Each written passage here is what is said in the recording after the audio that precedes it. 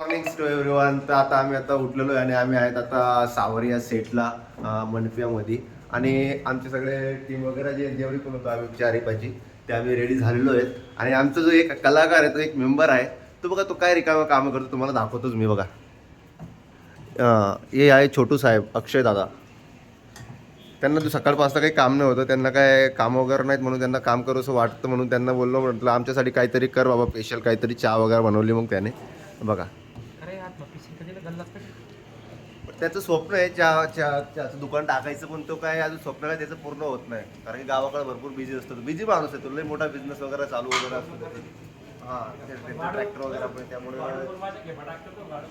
हा बघा, हा एक आला, हे सगळ्यात वेगळं आहे.